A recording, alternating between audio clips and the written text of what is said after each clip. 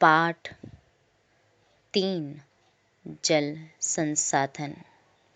जैसा कि आप जानते हैं कि 3/4 धरातल जल से ढका हुआ है, परंतु इसमें प्रयोग में लाने योग्य अलवणीय जल का अनुपात बहुत कम है।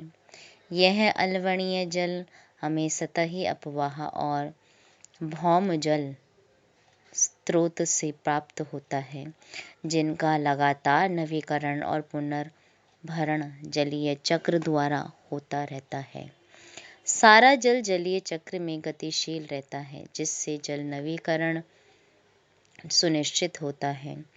आपको आश्चर्य हो रहा होगा कि जब पृथ्वी का 3/4 भाग जल से घिरा है और जल एक नवीकरण योग्य संसाधन है, तब भी विश्व के अनेक देशों और क्षेत्रों में जल की कमी कैसे है। ऐसी भविष्यवाणी क्यों की जा रही है कि 2025 में 20 करोड़ लोग जल की नितांत कमी झेलेंगे। जल दुर्लभता और जल संरक्षण एवं प्रबंधन की आवश्यकता। जल के विशाल भंडार और इसके नवीकरण योग्य गुणों के होते हुए यह सोचना भी मुश्किल है कि हमें जल दुर्लभता का सामना करना पड़ सकता है। जैसे ही हम जल की कमी की बात करते हैं, तो हमें तत्काल ही कम वर्षा वाले क्षेत्रों या सूखाग्रस्त इलाकों का ध्यान आता है। हमारे मानस पटल पर तुरंत राजस्थान की मरुस्थल और जल से भरे मटके संतुलित करती हुई और जल भरने के लिए लंबा रास्ता तय करती पनिहारिनों के चित्र चित्रित हो जाते हैं। यह सच है कि वर्षा में वार्षिक और मौसमी परिवर्तन के कारण जल संसाधनों की उपलब्धता में समय और स्थान के अनुसार विभिन्नता है, परंतु अधिकतया जल की कमी इसके अतिशोषण, अत्यधिक प्रयोग और समाज के विभिन्न वर्गों में जल के असमान वितरण के कारण होती है। क्या यह संभव है कि किसी क्षेत्र में प्रचुर मात्रा में जल संसाधन होने के बावजूद भी वहां जल की दुर्लभता हो?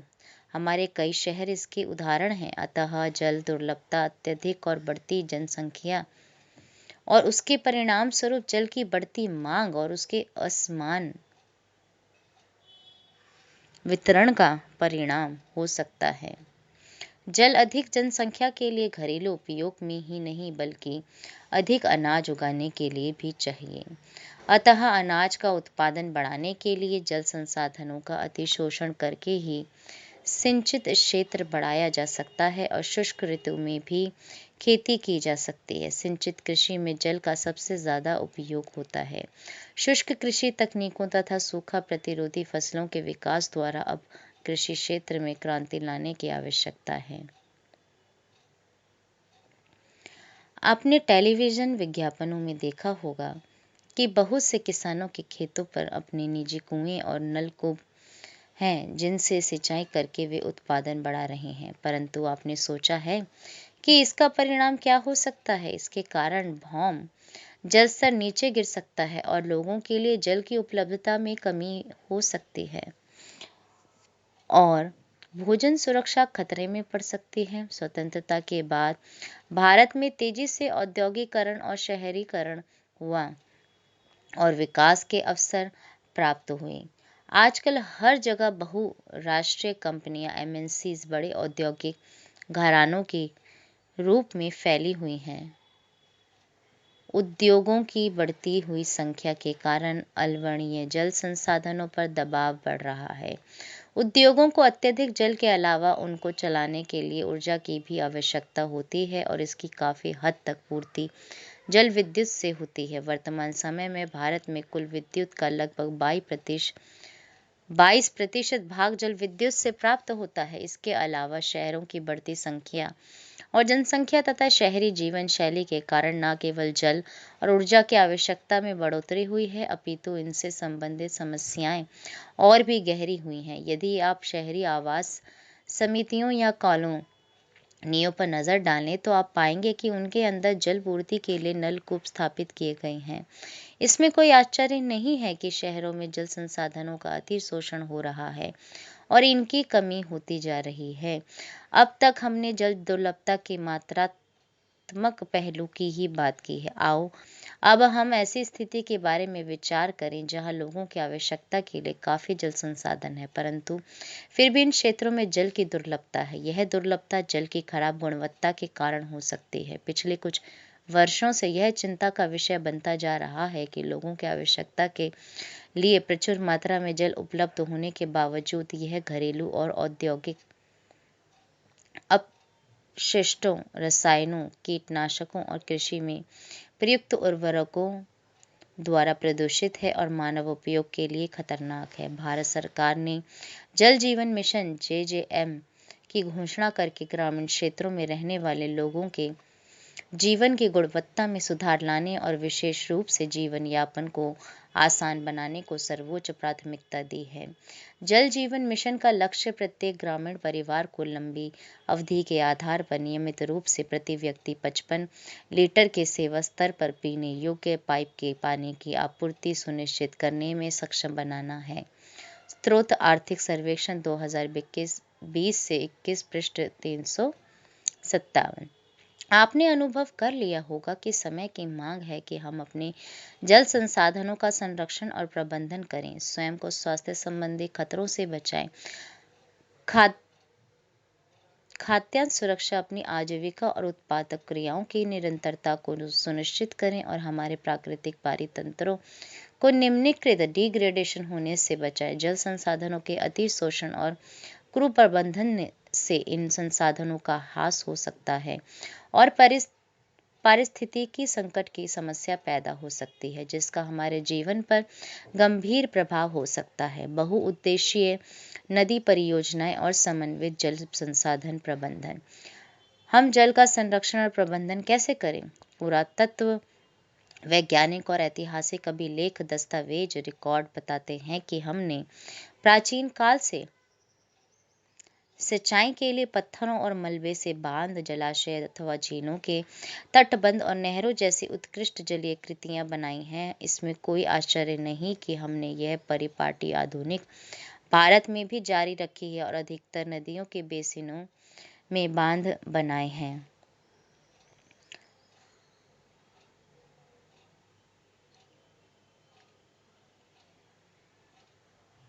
भारत की नदियां विशेषकर छोटी सरिताएं जहरीली धाराओं में परिवर्तित हो गई हैं और बड़ी नदियां जैसे गंगा और यमुना कोई भी शुद्ध नहीं है। बढ़ती जनसंख्या, कृषि आधुनिकीकरण, नगरीकरण और औद्योगिकरण का भारत की नदियों पर अत्यधिक दुष्प्रभाव है और हर दिन गहराता जा रहा है। इससे संपूर्ण जीवन खतरे में है। स्रोत the citizens, 5th report CSE 1999। प्राचीन भारत में जलीय कृतियां।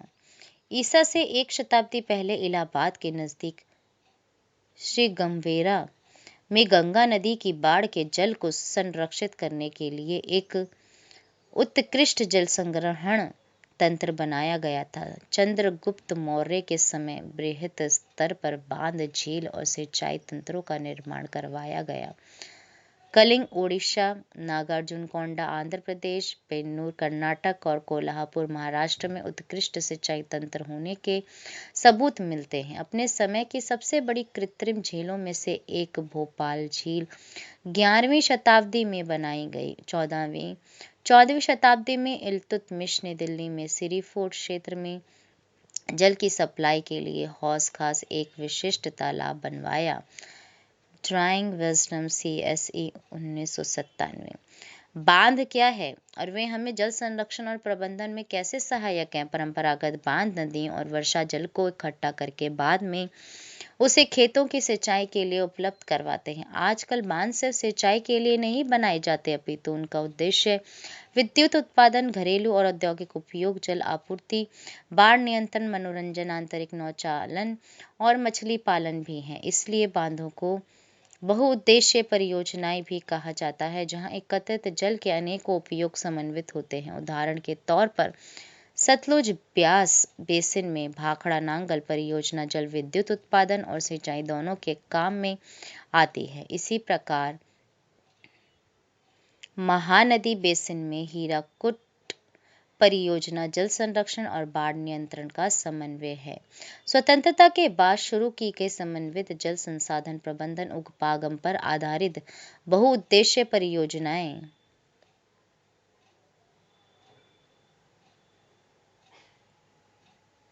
जल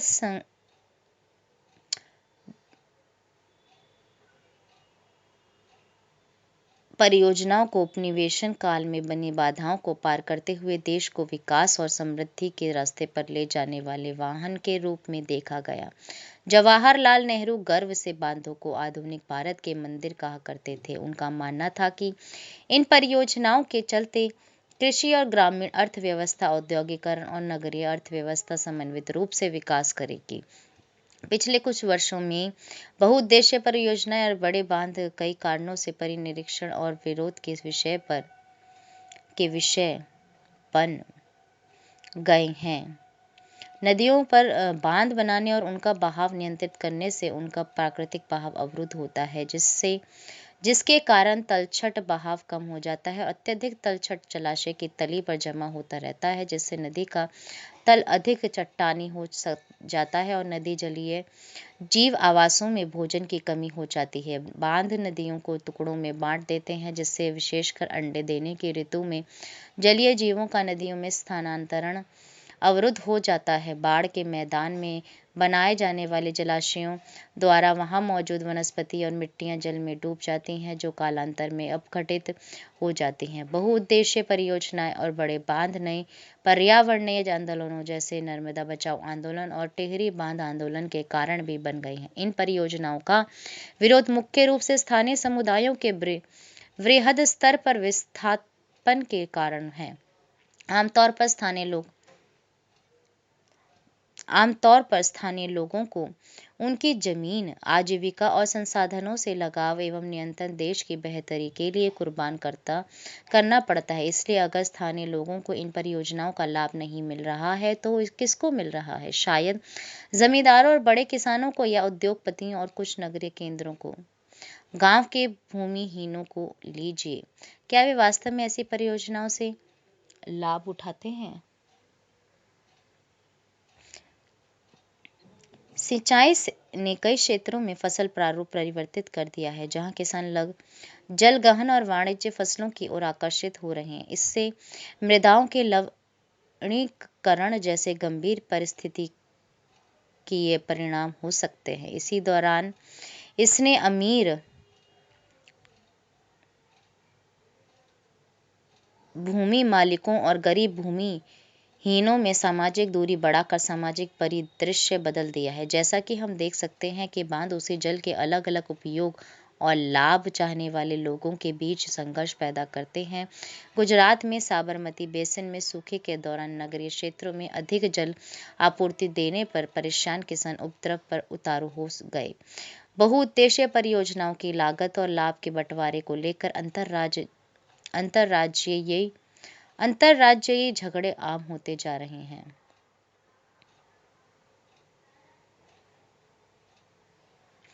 बांध बहते जल को रोकने, दिशा देने या बहाव कम करने के लिए खड़ी की गई बाधा है, जो आमतौर पर जलाशय, झील अथवा जलभरण बनाती है। बांध का अर्थ जलाशय से लिया जाता है, न कि उसके ढांचे से। अधिकतर बांधों में एक ढलवा हिस्सा होता है, जिसके ऊपर से या अंदर से जल रुक रुक कर या लगातार बहता है। बांधों का वर्गीकरण उनकी संरचना, उद्देश्य या ऊंचाई के अनुसार किया जाता है। संरचना और उनमें प्रयुक्त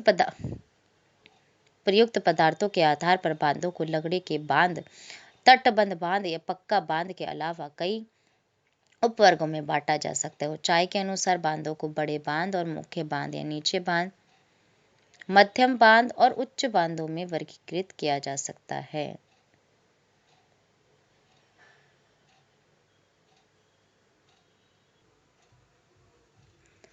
नर्मदा बचाओ आंदोलन एक गैर सरकारी संगठन NGO है, जो जनजातीय लोगों, किसानों, पर्यावरणविदों और मानवाधिकार कार्यकर्ताओं को गुजरात में नर्मदा नदी पर सरदार सरोवर बांध के विरोध में लामबंद करता है। मूल रूप से शुरू में यह आंदोलन जंगलों के बांध के पानी में डूबने जैसे पर्यावरणीय मुद्दों पर केंद्रित था। हाल ही में इस आंदोलन का लक्ष्य बांध से विस्थापित गरीब लोगों को सरकार से संपूर्ण पुनर्वास सुविधाएं दिलाना हो गया है। लोगों ने सोचा कि उनकी यातनाएं व्यर्थ नहीं जाएगी। विस्थापन का शोक स्वीकार किया, यह विश्वास करके कि सिंचाई के प्रसार से वे मालामाल हो जाएंगे। प्रायः रिहंद के उत्तरजीवियों ने हमें बताया कि उन्होंने अपने कष्टों को देश के लिए कुर्बानी के रूप में स्वीकार किया, परंतु अब 30 साल के कड़े अनुभव के बाद जब उनकी आजीविका और अधिक जोखिमपूर्ण हो गई है, पूछते जा रहे हैं, हमें ही देश के लिए कुर्बानी देने के लिए क्यों चुना गया। सरदार सरोवर बांध गुजरात में नर्मदा नदी पर बनाया गया है। यह भारत की एक बड़ी जल संसाधन परियोजना है जिसमें 4 राज्य महाराष्ट्र, मध्य प्रदेश, गुजरात तथा राजस्थान सम्मिलित हैं। सरदार सरोवर परियोजना गुजरात 9,490 गांवों तथा 173 कस्बों तथा राजस्थान 124 गांवों के सूखाग्रस्त तथा मरुस्थलीय भागों की जल को आवश्यकता को पूरा करेगी। क्या आप जानते हैं कि कृष्णा गोदावरी विवाद की शुरुआत महाराष्ट्र सरकार द्वारा कोयना पर जल विद्युत परियोजना के लिए बांध बनाकर जल की दिशा परिवर्तन कर कर्नाटक और आंध्र प्रदेश सरकारों द्वारा आपत्ति जताए जाने से हुई। इससे इन राज्यों में पड़ने वाले नदी के निचले हिस्सों में जल प्रवाह कम हो जाएगा और कृषि और उद्योग पर विपरीत असर पड़ेगा।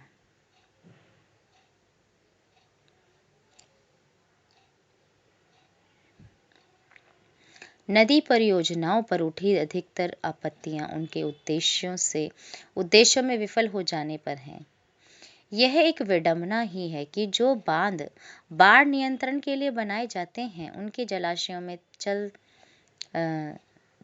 तलछट जमा होने से वे बाढ़ आने का कारण बन जाते हैं। अत्यधिक वर्षा होने की दशा में तो बड़े बांध भी कई बार बाढ़ नियंत्रण में असफल रहते हैं। आपने ये पहले भी पढ़ा है कि वर्ष 2006 में महाराष्ट्र और गुजरात में भारी वर्षा के दौरान बांधों से छोड़े गए जल की वजह से बाढ़ की स्थिति और भी विकट हो गई। इन बाढ़ों से न केवल जान और माल का नुकसान हुआ, अपितु बृहद स्तर पर मृदा अपरदन भी हुआ। बांध के जलाशय पर तलछट जमा होने का अर्थ यह भी है कि यह तलछट, जो कि एक प्राकृतिक उर्वरक है, बाढ़ के मैदानों तक नहीं पहुंचती, जिसके कारण भूमि निम्नीकरण की समस्याएं बढ़ती हैं। यह भी माना जाता है कि बहुउद्देशीय योजनाओं के कारण भूकंप आने की संभावना भी बढ़ जाती है और अत्यधिक जल के उपयोग से जल जनित बीमारियां, फसलों में कीटाणु जनित बीमारियां और प्रदूषण फैलते हैं। वर्षा जल संग्रहण। बहुत से लोगों का मानना है कि बहुउद्देशीय परियोजनाओं के अलाभप्रद असर और उन पर उठे विवादों के चलते वर्षा जल संग्रहण तंत्र इनके सामाजिक, आर्थिक और पारिस्थितिक तौर पर व्यवहार्य विकल्प हो सकते हैं। प्राचीन भारत में उत्कृष्ट जलीय निर्माणों के साथ साथ जल संग्रहण ढांचे भी पाए जाते थे।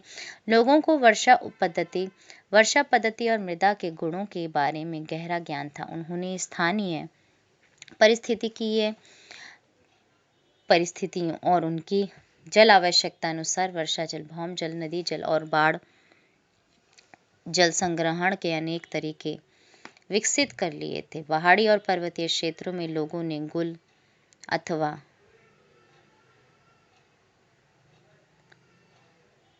कुल पश्चिमी हिमालय जैसी वाहिकाएं नदी की धारा का रास्ता बदलकर खेतों में सिंचाई के लिए बनाई हैं। पश्चिमी भारत विशेषकर राजस्थान में पीने का जल एकत्रित करने के लिए छत वर्षा जल संग्रहण का तरीका आम था। पश्चिम बंगाल में बाढ़ के मैदान में लोग अपने खेतों की सिंचाई के लिए बाढ़ जलवाहिकाएं बनाते थे। शुष्क और अर्ध शुष्क क्षेत्रों में खेतों में वर्षा जल एकत्रित करने के लिए गड्ढे बनाए जाते थे ताकि मृदा को संचित किया जा सके और संरक्षित जल को खेती के लिए उपयोग में लाया जा सके। राजस्थान के जिले जैसलमेर में खादीन और अन्य क्षेत्रों में जोहड़ इसके उदाहरण हैं। राजस्थान के अर्ध शुष्क और शुष्क क्षेत्रों विशेषकर बीकानेर, फलौदी और बाड़मेर में लगभग हर घर में पीने का पानी संग्रहित करने के लिए भूमिगत टैंक अथवा टांका हुआ करते थे। इसका आकार एक बड़े कमरे जितना हो सकता है। फलौदी में एक घर में 6.1 मीटर गहरा, 4.27 मीटर लंबा और 2.44 मीटर चौड़ा टांका था। टांका यहाँ सुविकसित छत वर्षा जल संग्रहण तंत्र का अभिन्न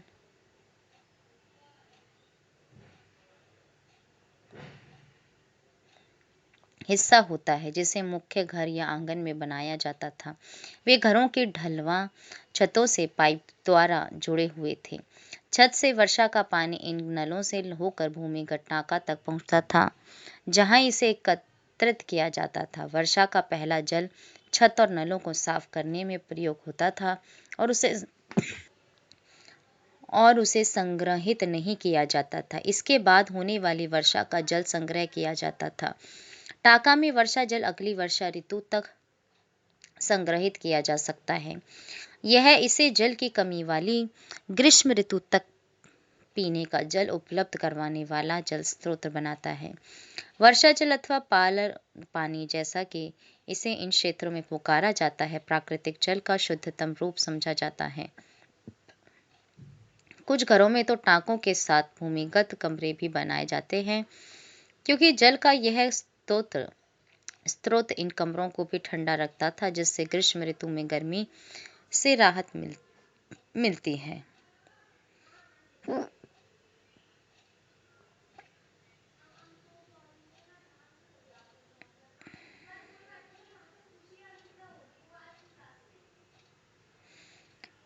मेघालय की राजधानी शिलांग में छत वर्षा जल संग्रहण प्रचलित है। यह रोचक इसलिए है क्योंकि चेरापूंजी और मौसिनराम, जहां विश्व की सबसे अधिक वर्षा होती है, शिलांग से 55 किलोमीटर की दूरी पर ही स्थित है और यह शहर पीने के जल की कमी की गंभीर समस्या का सामना करता है। शहर के लगभग हर घर में छत वर्षा जल संग्रहण की व्यवस्था है। घरेलू जल आवश्यकता की कुल मांग के लगभग 15 से 25% हिस्से की पूर्ति छत जल संग्रहण व्यवस्था से ही होती है। यह दुख की बात है कि आज पश्चिमी राजस्थान में छत वर्षा जल संग्रहण की रीति इंदिरा गांधी नहर से उपलब्ध 12मासी पेयजल के कारण कम होती जा रही है। हालांकि कुछ घरों में टांकों की सुविधा अभी भी है, क्योंकि उन्हें जल के पानी का स्वाद पसंद नहीं है। सौभाग्य से आज भी भारत के कई ग्रामीण और शहरी क्षेत्रों में जल संरक्षण और संग्रहण का यह तरीका प्रयोग में लाया जा रहा है। कर्नाटक के मैसूरू जिले में स्थित एक सुदूर गांव गंडाथुर में ग्रामीणों ने अपने घर में जल आवश्यकता पूर्ति छत वर्षा जल संग्रहण की व्यवस्था की हुई है। गांव के लगभग 200 घरों में यह व्यवस्था है और इस गांव ने वर्षा जल संपन्न गांव की ख्याति अर्जित की है। यहाँ प्रयोग किए जा रहे वर्षा जल संग्रहण ढांचों के बारे में अधिक जानकारी के लिए हम चित्र 3.4 को देख सकते हैं। इस गांव में हर वर्ष लगभग 1000 मिलीमीटर वर्षा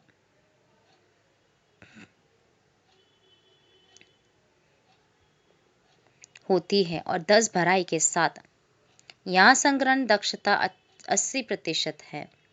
यहाँ हर घर लगभग प्रत्येक वर्ष 50,000 मीटर जल का संग्रहण और उपयोग कर सकता है। 200 घरों द्वारा हर वर्ष लगभग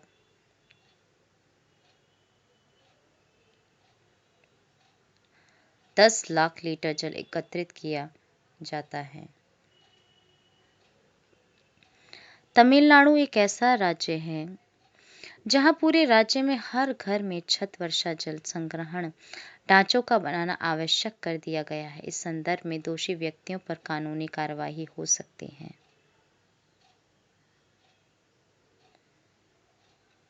छत जल संग्रहण थार के सभी शहरों और ग्रामों में प्रचलित था।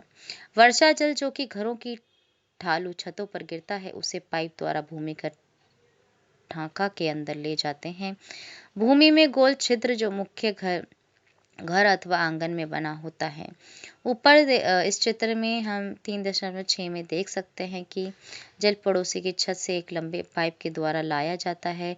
यहाँ पड़ोसी की छत का उपयोग वर्षा जल को एकत्र करने के लिए किया जाता है। चित्र में एक छेद दिखाया गया है जिसके द्वारा वर्षा जल भूमिगत टांका में चला जाता है।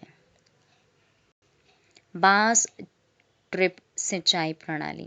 मेघालय में नदियों व झरनों के जल को बांस द्वारा बने पाइप द्वारा एकत्रित करके 200 वर्ष पुरानी विधि प्रचलित है।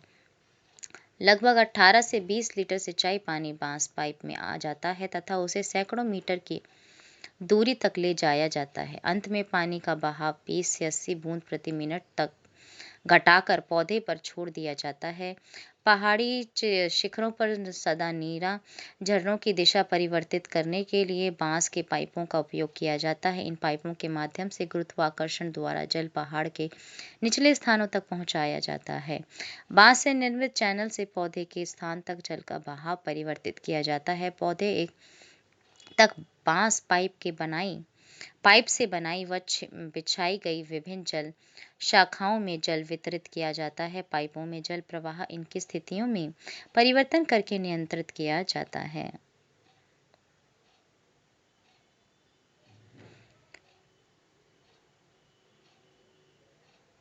संकुचित किए हुए चैनल सेक्शन और पथांतरण इकाई जल सिंचाई के अंतिम चरण में प्रयुक्त की जाती है। अंतिम चैनल सेक्शन से पौधे की जड़ों के निकट जल गिराया जाता है।